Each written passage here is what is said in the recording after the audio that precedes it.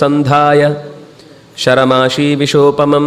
ಅತ್ಯಂತ ಹರಿತವಾದ ಬಾಣವೊಂದನ್ನು ತೆಗೆದುಕೊಂಡ. ಅದು ಹೇಗಿತ್ತು ಅಂದರೆ ಅತ್ಯಂತ ತೀಕ್ಷ್ಣವಾದ ವಿಷವನ್ನು ಹೊರಚೆಲ್ಲುವ ಹಾವಿನಂತಿದ್ದಂತಹ ಬಾಣವನ್ನು ಎತ್ತಿಕೊಂಡಿದ್ದಾನೆ. ಎತ್ತಿ ಆ ಎತ್ತಿದ ಹೊತ್ತಿನ ಢೇಂಕಾರಕ್ಕೇನೆ ಎಲ್ಲ ದಿಕ್ಕುಗಳಲ್ಲಿ ತಮ್ಮ ಪಾಡಿಗೆ ತಾವಿದ್ದಂತಹ ಪ್ರಾಣಿ ಪಕ್ಷಿಗಳೆಲ್ಲ ಹೆದರಿ ಓಡಿ ಹೋದುವಂತೆ ಆ ಠೇಂಕಾರದ ಧ್ವನಿಗೆ.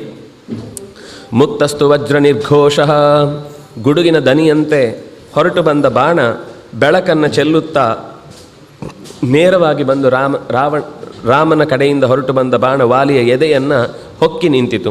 ರಾಘವೇಣ ಮಹಾಬಾಣೋ ವಾಲಿ ವಕ್ಷಸಿ ಪಾತಿತ. ವಾಲಿಯ ಎದೆಗೆ ಬಿದ್ದಿದೆ. ತತಸ್ತೇನ ಮಹಾತೇಜ ವೀರ್ಯೋತ್ಸಿಕ್ತ ಕಪೀಶ್ವರ ವೇಗೇನಾಭಿಹತೋ ವಾಲಿ ನಿಪಪಾತ ಮಹೀತಳೆ. ರಾಮನ ಬಾಣದ ಏಟಿಗಿಂತ ಹೆಚ್ಚು ಆ ರಾಮನ ಬಾಣದ ವೇಗದ ಪೆಟ್ಟಿಗೆ ಅವನು ಚೆಲ್ಲಾಪಿಲ್ಲಿ ಆಗಿದ್ದಾನೆ ಅಂತ. ವೇಗೇನಾಭಿಹತಃ ವಾಲಿ. ಆ ಬಾಣದ ವೇಗದ ದಾಳಿಯನ್ನೇ ಸಹಿಸಲಿಕ್ಕಾಗದೆ ಭೂಮಿಗೆ ಬಿದ್ದಿದ್ದಾನೆ.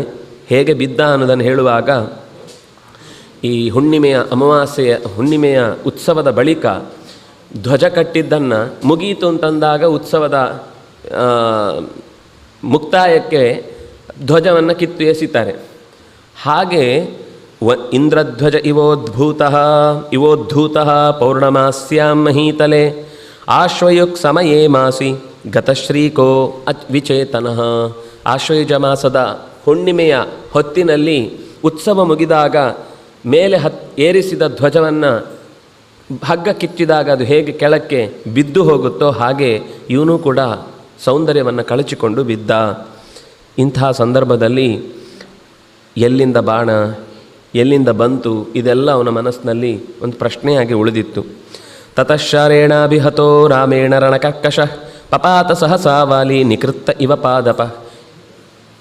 ಒಂದೇ ಏಟಿಗೆ ಕತ್ತರಿಸಲ್ಪಟ್ಟ ಬುಡವುಳ್ಳ ಮರವೊಂದು ಆಧಾರವಿಲ್ಲದೆ ಯಾವ ಕಡೆಗೆ ಬೀಳ್ತದೋ ಅಂತ ಅದಕ್ಕೂ ಗೊತ್ತಿಲ್ಲದಂತೆ ಬಿದ್ದು ಹೋಗುತ್ತೋ ಹಾಗೆ ವಾಲಿ ಕೆಳಕ್ಕೆ ಬಿದ್ದಿದ್ದಾನೆ. ಭೂಮೌ ನಿಪತಿತಸ್ಯಾಪಿ ತಸ್ಯ ದೇಹಂ ಮಹಾತ್ಮನಃ ನ ಶ್ರೀರ್ಜಹಾತಿ ನ ಪ್ರಾಣ ನ ತೇಜೋ ನ ಪರಾಕ್ರಮಃ. ಭೂಮಿಯಲ್ಲಿ ಬಿದ್ದಿದೆ. ಸಾಮಾನ್ಯವಾಗಿ ಪೆಟ್ಟು ತಿಂದು ಬಿದ್ದ ಮೇಲೆ ದೇಹದಲ್ಲಿ ಒಂದು ಥರ ಆ ಕಾಂತಿ ಕಳೆದು ಹೋಗಿಬಿಡುತ್ತೆ. ಭಯ ಅಥವಾ ವೇದನೆ ಇದು ಕಾಣಿಸ್ಬೇಕಿತ್ತು. ಆದರೆ ಇವನ ದೇಹದಲ್ಲಿ ಒಂದು ಚೂರು ನ ಶ್ರೀರ್ಜಹಾತಿ, ಅವನ ದೇಹದ ಕಾಂತಿ ಸ್ವಲ್ಪವೂ ಬದಲಾಗಲಿಲ್ಲ.